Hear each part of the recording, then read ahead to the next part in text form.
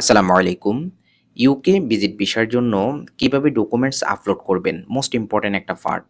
আমি এখন BFS গ্লোবালের official ওয়েবসাইটে রয়েছি। এই ওয়েবসাইটের লিঙ্কটা আমার ভিডিও ডেসক্রিপশনে দেওয়া থাকবে।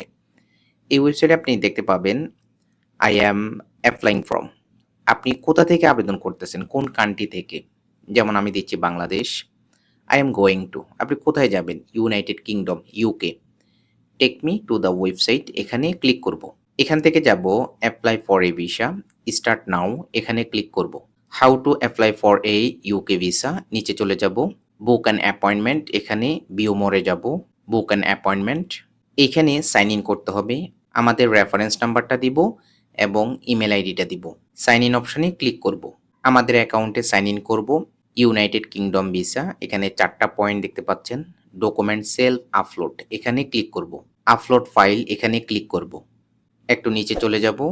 আপলোড ডকুমেন্টস একটু নিচে যাব।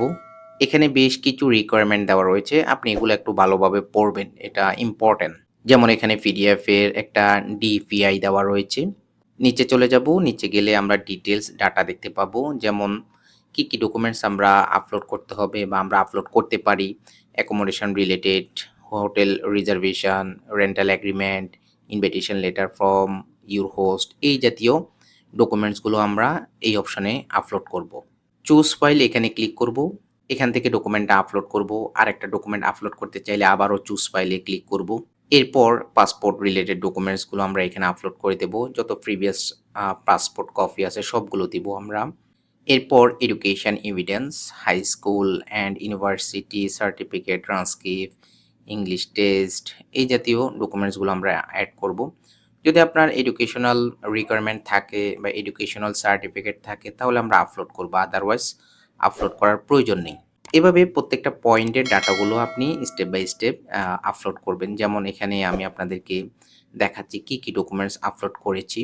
যেহেতু এটা লং একটা প্রসেস, সো আপনারা যদি কোথাও বুঝতে অসুবিধা ফিল হয় বা কনফিউজ ফিল করেন তাহলে আপনি আমাকে মেসেজ করতে পারেন। ভিডিও ডেসক্রিপশনে আমার সাথে যোগাযোগ করার মাধ্যমগুলো দেওয়া থাকবে। আমি কোন অপশনে কি ডকুমেন্টস আপলোড করেছি এখানে আপনাদেরকে ডিটেইলস দেখাচ্ছি। আপনারা সেটা দেখে নিতে পারেন। Proof of application, UK document চেকলিস্টটা দিয়েছি। লাইভ ইভেন্টের মধ্যে ফ্যামিলি রিলেটেড ডকুমেন্টসগুলো আমি একসাথে দিয়েছি। আপনারা চাইলে এগুলো আলাদা, আলাদা করে দিতে পারেন।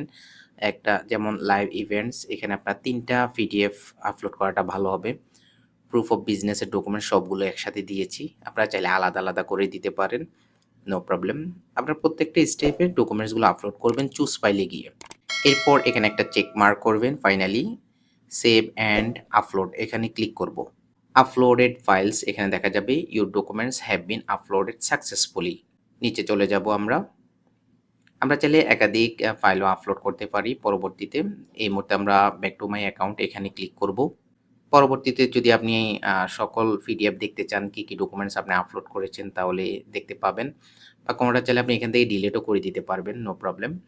এভাবেই মূলত আপনি ডকুমেন্টসগুলো আপলোড করে ফাইল সাবমিট করবেন।